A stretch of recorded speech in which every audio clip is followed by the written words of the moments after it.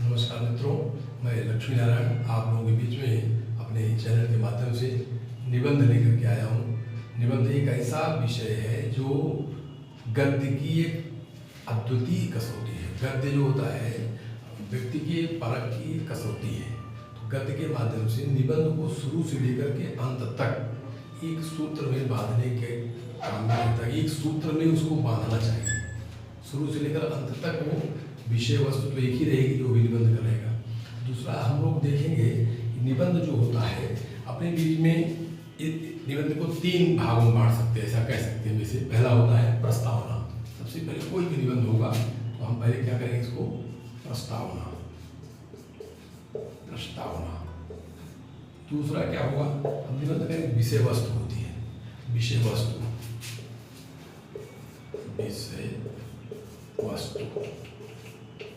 तीसरा क्या होगा, अब विषय वस्तु के अंदर हम 2 भागों में बांट सकते हैं।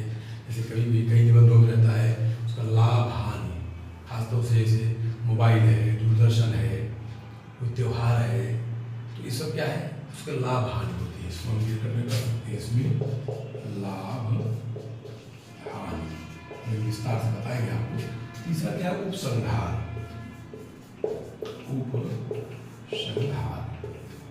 अब हम उपसंहार में क्या है, लास्ट में उसको समेट करके पूरे विषय वस्तु को उपसंहार लास्ट में लिखना चाहिए। अब हेडिंग हमारी बन गई कितनी, 5, इसको अलग कर देंगे बाद में। मान लीजिए प्रस्तावना है, शुरुआत में लिखा आपने हेडिंग डाला, और निबंध देखिए मित्रों 6 से 8 तक मान लीजिए 5 नंबर का आया, 9th 10th में 7 अंक का आया, और 11th 12th में आ गया 9 नंबर का।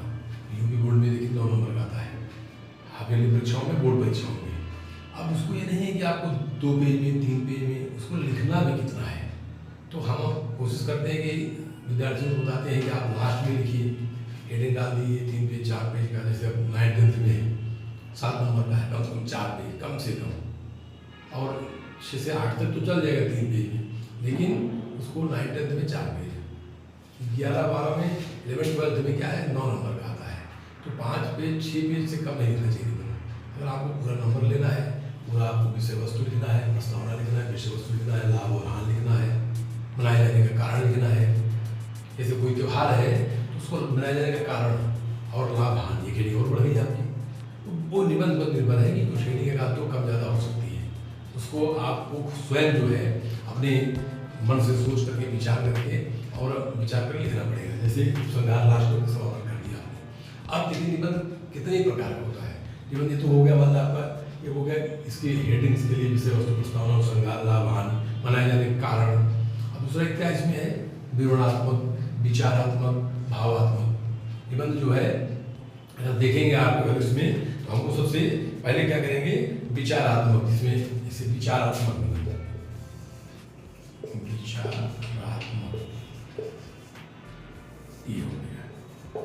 और आपका विचारात्मक, विचार आपको कोई भी निबंध आ गया, किसी जीवन परिचय है, किसी महापुरुष का है, किसी कवि का है, अपने प्रिय कवि के बारे में लिखिए। वर्णनात्मक है, विचारात्मक है, भावात्मक है। तो अपने विचार करने क्या है, आप कवि के बारे में आ गया, किसी कवि के बारे में आ गया, उनके जीवन परिचय के बारे में लिखिए। आदर्श पुरुष के बारे में आ गया, देश प्रेमी जैसे चंद्रशेखर आजाद के बारे में आ गया। तो एक विचार आपको खुद करना है।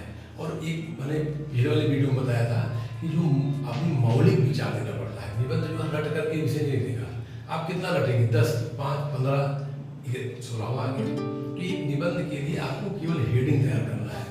हेडिंग तैयार है, दिमाग में फिट कर लीजिए, 2, 4, 10 निबंध पढ़ करके देख लीजिए, उसको रटिए मत। अन्य कोई इसकी प्रस्तावना और विस्तार, इसके बीच में क्या लिखा है उसको बहुत ध्यान देना है कि आपको पूरा तैयार होना चाहिए, आपके मौलिक विचार आने चाहिए। तो इसमें विचारात्मक ने अपने विचारों को उस महापुरुष के बारे में, देश प्रेम के बारे में, किसी काव्य के बारे में आया है, उसको आपको लिखना पड़ेगा।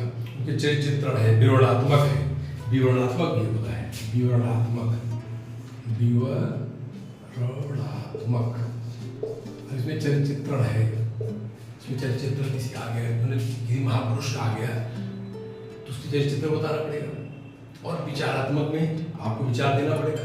तीसरा अगर हम देखेंगे, वर्णनात्मक में घटना आ गई कोई, वर्णनात्मक, वर्णनात्मक, अब से उसी मेले का वर्णन आपको देखिए, माघ मेला है, कोई मेला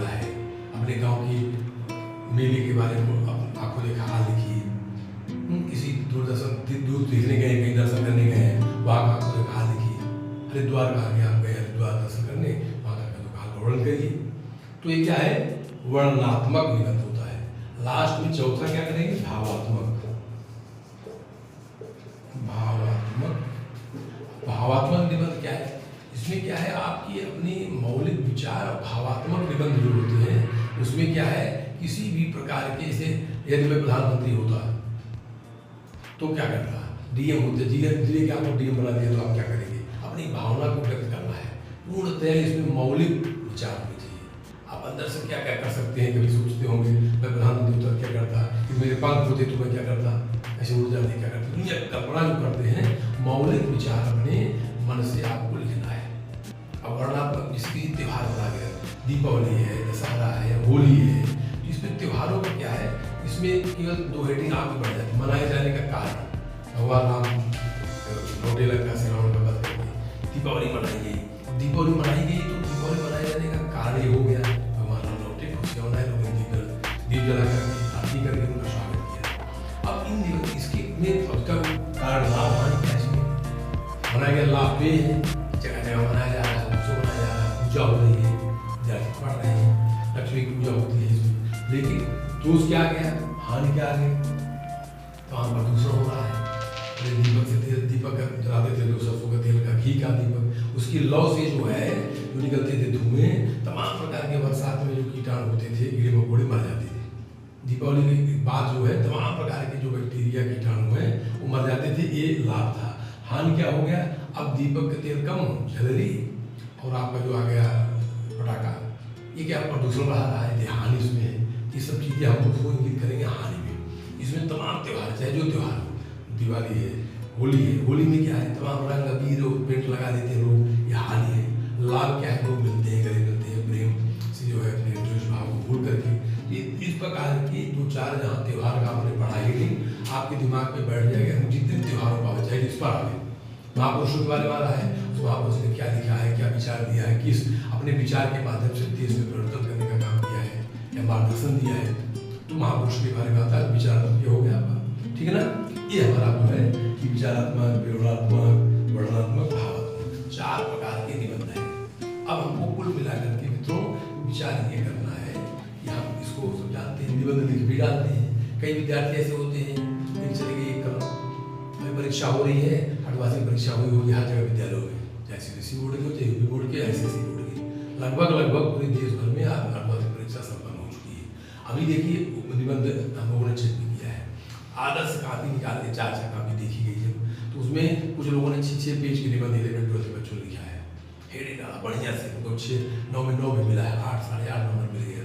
ऐसे ही बोर्ड में आपको अगर निबंध में भी 9 में 9 नंबर लेना है, 8.5 नंबर ले लेना है। हाई स्कूल में विद्यार्थियों के मैं कहूँगा 7 नंबर का निबंध आता है, तो 7 में 7 नंबर कैसे पाएंगे, घड़ी देख करके आप समय एक आध पेपर हल करिए, पहले से मॉडल पेपर देखिए, कहीं होता है पढ़ाई थोड़ा स्पीड को अपनी, क्योंकि हिंदी ऐसा विषय है कि उसमें थोड़ा सा पढ़ाना पड़ता है स्पीड। संस्कृत में तो कम नहीं पढ़ा सकता, संस्कृत में तो समय कम नहीं पढ़ा कभी किसी को, लेकिन हिंदी में हम दोनों पढ़ाते हैं, हिंदी और संस्कृत दोनों। हमारा अनुभव जो है अपना 29 साल का, मित्रों मैं ये बताऊँगा कि ये हिंदी में जो है थोड़ा सा आपको समय देख करके और देखना पड़ेगा, तो तब निबंध हमारा पूरा होगा। 9 में 9, 7 में 7, 5 में 5, 6 से 8 तक 5 नंबर, 7 नंबर, 9 नंबर 11-12 में आता है। तो निबंध के लिए पूरा नंबर लेने के लिए मैं इतना निवेदन करूँगा, आपको पूरा प्रस्तावना ये सब लिख करके हेडिंग और स्केचिंग करना बहुत जरूरी है। स्केचिंग करके बढ़िया साफ सुथरा लिखेंगे तो ये नंबर आपको मिलेगा। तो मैं इतना ही केवल कहूँगा कि आज की वीडियो में हम लोग पूरा नंबर अगर